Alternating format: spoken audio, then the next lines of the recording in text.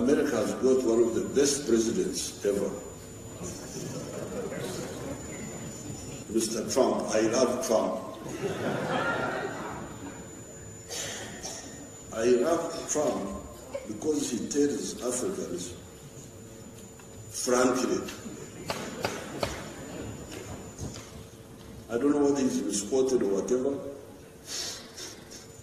but when he speaks, I like him because he speaks frankly. The Africans need to solve their problems. They need to be strong. In the world, you cannot survive if you are weak. And it is the fault of the Africans that they are weak.